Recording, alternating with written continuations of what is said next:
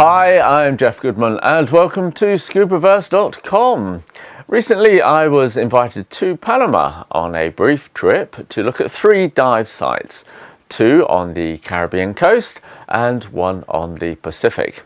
And in this second film, it's the Pacific side that I shall be looking at and getting a glimpse at the diving on offer at Santa Catalina and the Scuba National Marine Park.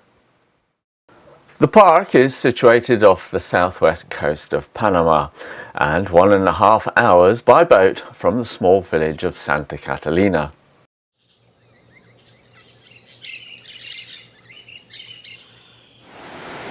My day started on the beach at Santa Catalina, where tour and dive boats were loading up for the day.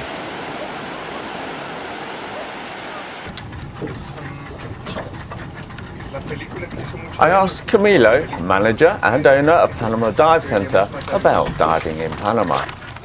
Panama have 2 oceans where you can dive. You have the Caribbean side, 2 beautiful spots where you can go there and enjoy it, the activity, the life, the forest, in Portobello and Bocas del Toro. Then in the Pacific, you have places like Santa Catalina, where Panama Dive Center have its operation, to Scuba National Park. We have here seasons. We have the rainy season, the dry season. It's particular because here right now we are during the rainy season. That you can have these beautiful days in between. The visibility can change, the weather conditions can change, as you can see, and it's adventurous. It's a complete adventure to come here to see this biodiversity of fishes, big animals. We have the season of whale shark. We have at this time of the year, in between July and September, the humpback whales coming through, and lots of fish, lots of schools of sharks and snappers, surgeons in different kinds. And how is the visibility? Is it good all the time, or is there better times of year to come? Change during the year. You can have change mainly because of the currents. We don't have, because of the rain, we don't have rivers that put some mud into the water.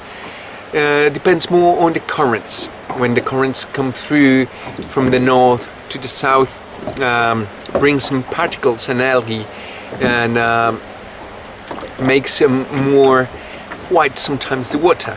But anyway, the worst visibility that you can have here, it's between 9 and 10 meters, and from there some days you can have more than 25 meters, which makes very enjoyable the diving here.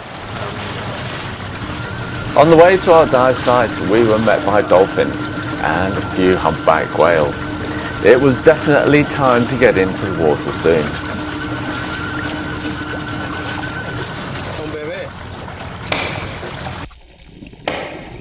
On the way down to the reef, an eagle ray cruised below us, and from that moment on, the next 2 dives were packed with wildlife.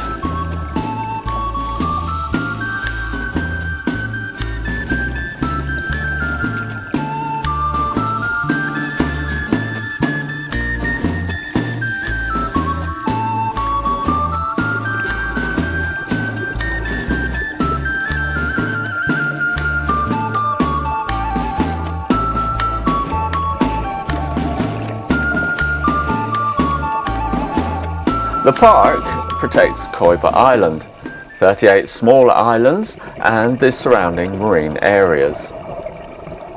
The entire park, both land and underwater, is protected under national law, and the sheer size and length of it allows for the protection of a whole and healthy ecosystem that is one of the last major refuges of rare and endangered species of tropical America.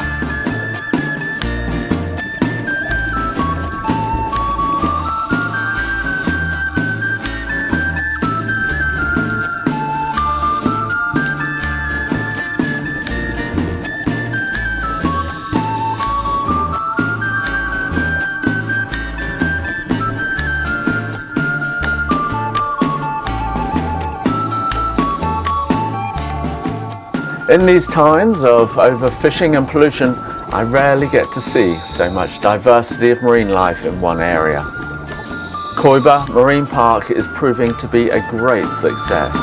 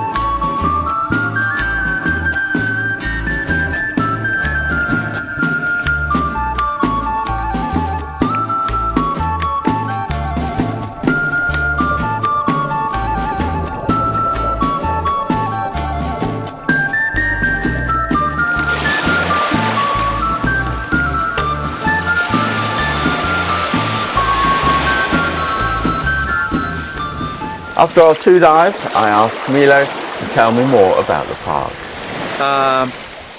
It is a marine structure that comes from Galapagos in Ecuador to Cocos Island in Costa Rica. It's a natural reserve and a heritage for the humanity from the UNESCO.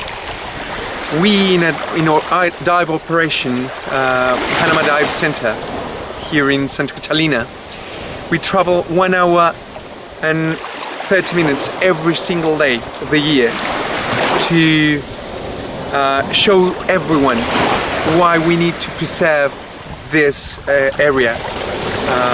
Because the diversity and the beautiful things that we have under the water intact, we need to preserve for the future, for our sons and the son of their sons. Santa Catalina and Scuba National Park are well worth a visit, with its dramatic coastline and rich seas. Like the Caribbean coast, the Pacific side is little explored within the diving world, and so facilities are few and far between. But what is here is good, reliable and friendly, and that goes for the food and accommodation as well. It is a place I will certainly like to come back to.